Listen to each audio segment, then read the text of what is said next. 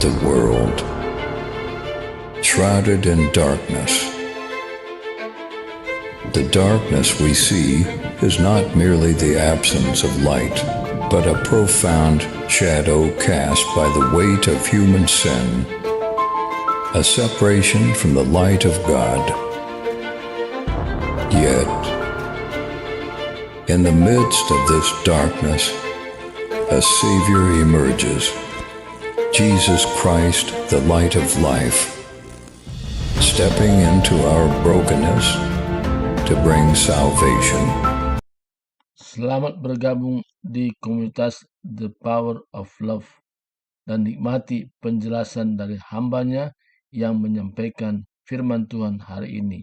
Dan jangan lupa subscribe, like, komen, dan share. Ini. Sebelumnya kita berdoa dulu. Terima kasih Tuhan atas segala kasih-Mu.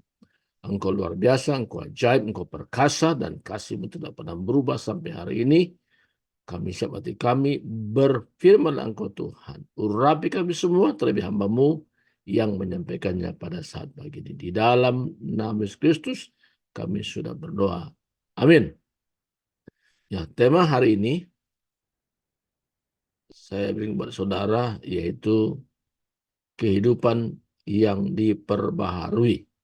Ya, mungkin ada sedikit perbedaan dengan undangan ya, tapi hari ini adalah temanya kehidupan yang diperbaharui.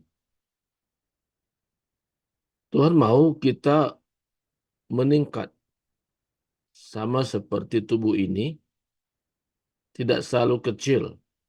Maka komunitas The Power of Love adalah memaham KTB. Apa KTB? Kelompok tumbuh bersama. Jadi ibarat tubuh ini tidak hanya baik terus, tapi meningkat. Tadinya hanya bisa merangkak, tapi bisa berjalan. Bahkan bisa berlari. Bahkan punya tanggung jawab. Nah, ini yang sangat penting kita pahami. Orang-orang yang tergabung dalam komunitas The Power of Love ini. Jadi kehidupan orang-orang yang tergabung dalam komunitas ini tidak mengarah kepada gelar seseorang, apakah dia menyandang STH, MTH, bukan itu pedomannya. Pedomannya yaitu kesungguhan hati. Maka hari ini kita belajar bagaimana kita bertumbuh, ya, ada kehidupan yang diperbaharui. Nah, mari kita lihat firman Tuhan, ya, yang terambil dalam Kolose pasal yang ketiga. Kolose pasal yang ketiga.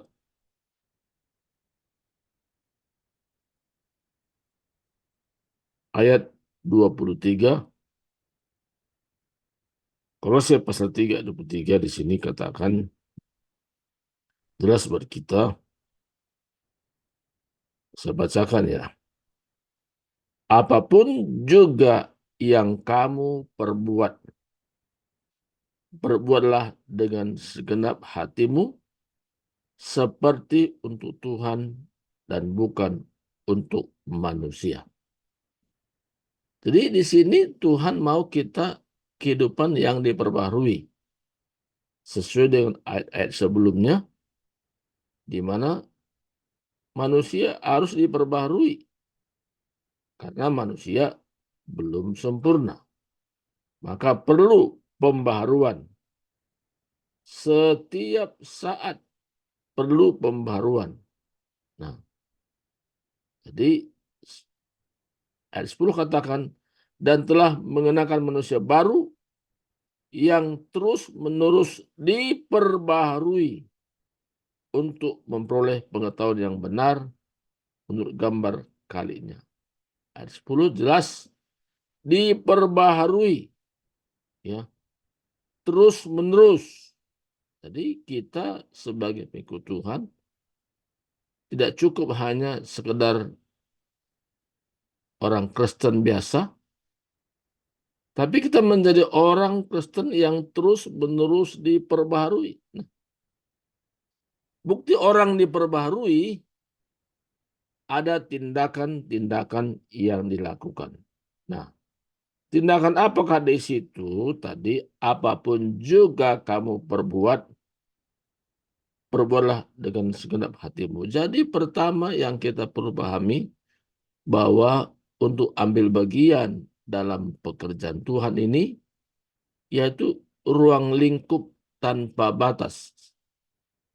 Ruang lingkup tanpa batas. Jadi tidak hanya sebagai pemberita firman atau jadi WL, tapi ruang lingkup tanpa batas. Artinya luas sekali kita bisa terlibat di dalam proyek mega ilahinya Tuhan.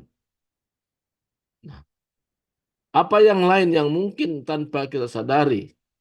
Mengajak teman untuk tergabung juga itu adalah bagian daripada apa yang menjadi rencana Tuhan. Kenapa penting mengajak teman? Karena orang yang diperbaharui, orang itu rindu bukan hanya dia diberkati, tapi orang lain pun diberkati melalui pemaparan firman Tuhan. Jadi dia punya kerinduan supaya temannya juga diberkati. Ya terutama mulai dari rohani tentunya. Bagaimana orang itu punya konsep yang benar menurut apa firman Tuhan ajarkan. Nah, konsep yang benar itu yaitu kerinduannya untuk mengajak orang untuk ikut tergabung.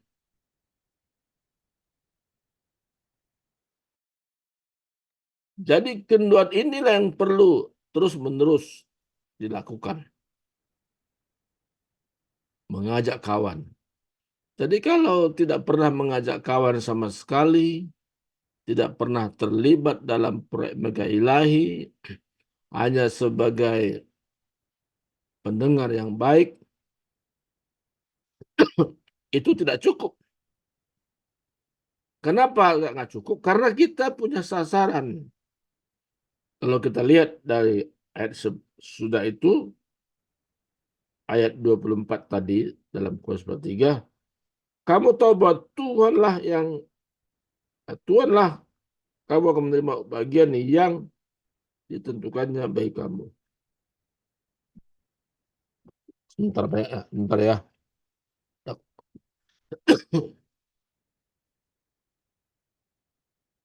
Jadi di sini dikatakan ada janji Tuhan,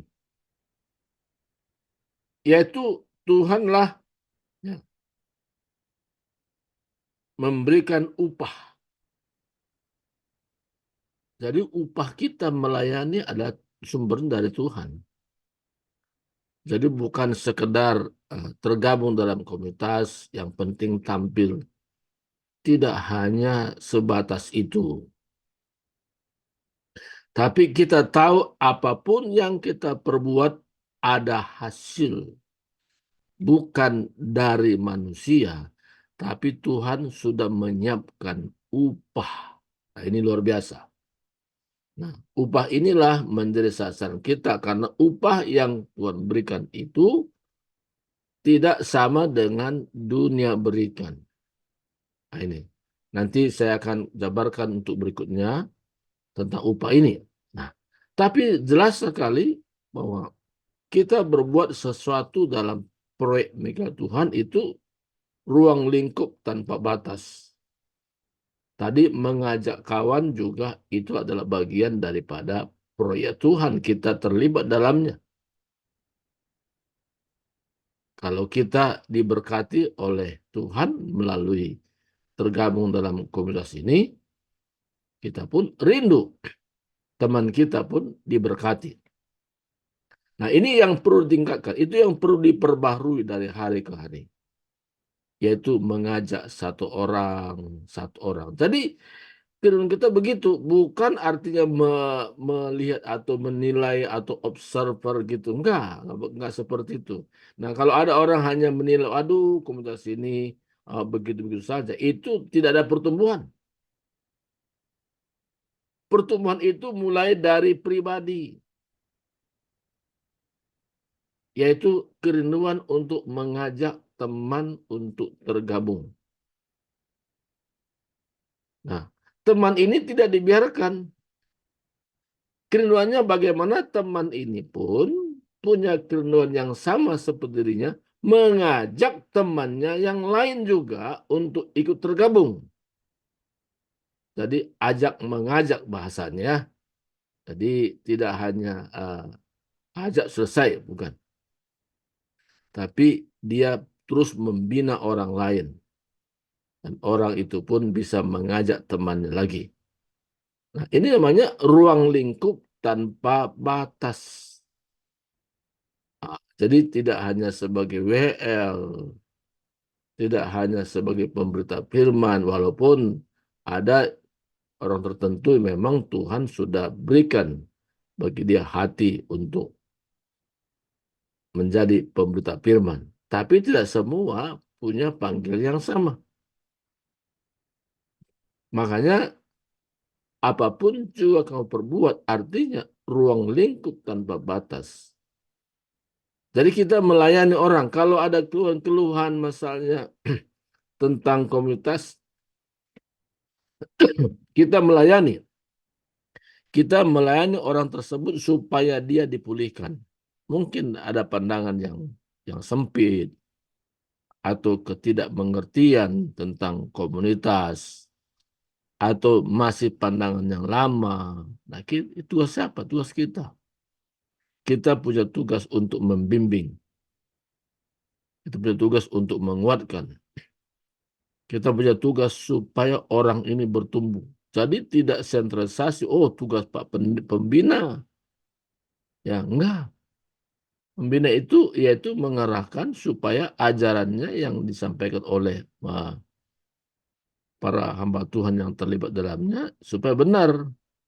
Karena ada ajaran-ajaran yang menyimpang. Jadi kami sebagai pembina menseleksi orang-orang yang terlibat dalam proyek ini Tuhan. Jadi terutama menyampaikan firman Tuhan. Nah itu tugas kami sebagai pembina. Jadi kenapa kami ada pembina? Yaitu untuk menseleksi. Jangan ajarannya menyimpang daripada apa yang Tuhan rindukan. Nah, jadi ruang lingkup tanpa batas artinya disinilah kita ambil bagian dalam proyeknya Tuhan ini. Ada kalanya dia nggak bisa mengajak orang karena alasan-alasan tertentu, karena kesibukan dan sebagainya, dan tidak bisa. Tapi juga minimal juga mendukung dalam proyek Tuhan itu. Karena proyek Tuhan itu pun membutuhkan dana tentunya. Nah, jadi dia juga terlibat di situ. Nah, dia bekerjakan. Kenapa? Fungsi komunitas ini kita juga membagikan apa yang kita terima dari Tuhan. Karena kita tahu bahwa semuanya sumber dari Tuhan. Kita juga membagikan kepada orang-orang yang memang membutuhkan paket data. Jadi beberapa yang kita sudah berikan, tapi bukan hanya sebatas itu, tapi ada yang lain juga. Asal motivasinya benar-benar mau diperlengkapi. Jadi kerinduannya itu terpenuhi. Kalau alasannya nggak ada paket data, ya kita bisa bantu walaupun tidak sepenuhnya. Nah, kita kerjakan seperti itu.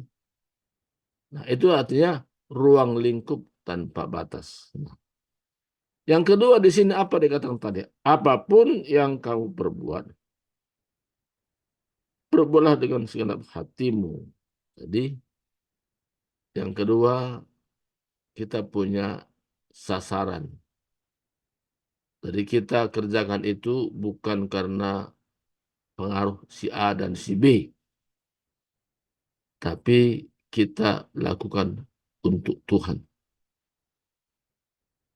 Kalau sasaran kita untuk Tuhan, seandainya pun orang yang kita bantu, kita tolong, tidak berterima kasih, kita biasa saja.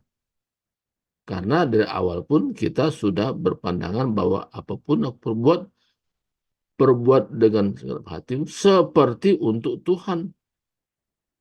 Untuk Tuhan loh. Nah, salah satu membuat orang kecewa ketika harapannya dengan kenyataan berbeda. Dia membantu orang, orang itu maunya berterima kasih apa nggak ada seperti itu. Dia kecewa. Kenapa?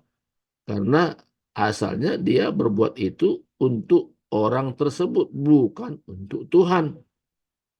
Nah, hari ini Tuhan membenahi kita bahwa kita punya fokus untuk Tuhan. Kita mengajak orang juga dalam komunitas ini adalah untuk Tuhan. Kenapa untuk Tuhan? Karena Tuhan rindu semua orang diselamatkan. Karena keselamatan itu hanya dari Tuhan, tapi juga ada respon dari kita. Jadi ada dua hal. Tuhan ingin semua orang diselamatkan, tapi juga respon kita menentukan juga. Jadi tidak otomatis orang itu selamat tanpa respon. Ya, respon itu penting. Nah, jadi dengan seperti itu kita akan luar biasa dalam komunitas ini, membawa jiwa-jiwa kepada Tuhan. Ada yang memberikan dengan dukungan finansial, ada juga dengan mengajak teman untuk tergabung. Kenapa? Kita menjadi orang yang diperbaharui dari hari ke hari. Kenapa penting diperbaharui? Karena manusia cenderung melihat dari sisi negatif kalau tidak sertakan Tuhan. Nah, jadi selalu memandang kepada hal-hal negatif. Sedikit sasarannya apa? Pimpinan. Nah, tapi kalau orang yang diperbarui, dia punya langkah di mana orang-orang yang dia arahkan, dibina, ada pertumbuhan. Tidak hanya tugas seseorang, tapi tugas bersama. Tadi ada kelompok tumbuh bersama. Jadi ketika kita mengerti, paham ini, sasaran kita kerjakan untuk Tuhan. Yang ketiga, kita mengerjakannya dengan segenap hati. Jadi apapun yang kau perbuat, perbuatlah dengan segenap hatimu. Apa arti segenap hati? Tulus. Apa arti segenap hati? Tidak separuh-separuh. Kita tahu bahwa wadah ini wadah yang Tuhan siapkan untuk kita bertemu bersama. Diberikan kebebasan seluas-luasnya bagi orang yang mau diperbarui dari hari ke hari. Nah, kalau kita kerjakan seperti ini, saya percaya pertumbuhan kita dapatkan, kedua upah pun tersedia. Jadi kita ngikut Tuhan bukan sekedar masuk surga, tapi kita juga merindukan ada upah yang tersedia bagi kita. Nah, upah ini adalah sumbernya dari Tuhan, ya, bukan dari saya, tapi dari Tuhan. Nah, satu ayat terakhir saya buka buat kita. 1 Petrus pasal 5 ayat yang keempat. Ayat terakhir. Maka kamu apabila gembala agung datang, siapa gembala agung? Yesus. Kamu akan menerima mahkota kemuliaan yang tidak dapat layu. Jadi jelas sekali kalau kita bertemu dengan Yesus, dia sudah menyiapkan mahkota. Jadi bukan sekedar masuk surga, tapi ada mahkota tersedia.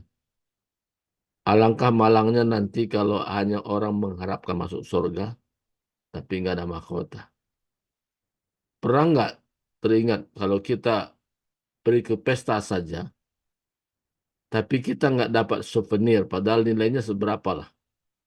tapi nggak diberikan souvenir. Mana? Nggak usah, Bapak Ibu, nggak usah. Ibu orang kaya misalnya bilang kan. Tapi perasaan itu lain itu. Kalau kita nggak dapat souvenir, itu hal-hal yang sederhana ya. Nah, padahal kita bisa beli 10 ya.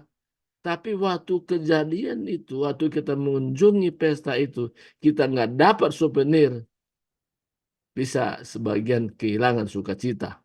Ya, saya bilang, waduh, memang pesta itu meriah sih, tapi hilang sukacita saya. Kenapa? Nggak dapat souvenir. Souvenir, padahal souvenir ini sesudah seminggu mungkin kita taruh pojok-pojok rumah, ya kan? Jarang kita pakai. Tapi waktu kondisi itu kita nggak mendapatkannya, kita mengalami yaitu tidak sukacita, walaupun pesta itu sukacita. Terlebih lagi nanti kalau kita bertemu muka dengan Tuhan Yesus, kita tidak dapat mahkota. Waduh, kita rasanya kalau bisa baik lagi lah Tuhan. Aku mau bekerja sesuatu lah supaya ada mahkota. Enggak bisa lagi, terlambat saudara. Terlambat sekali, nggak bisa pengulangan lagi ke belakang. Nah, makanya sekarang ini sangat penting kita memahami, kita terus diperbarui dengan konsep yang benar. Sehingga kita ngikut Tuhan ini bertumbuh, diperbarui dari hari ke hari. Jadi kalau kita mengerti paham ini, saya percaya pertama kita pun mengajak kawan kita. Mengajak teman untuk tergabung dalam komunitas The Power of Love.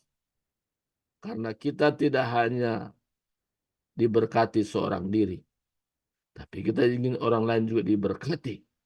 Ini sangat penting, saudara.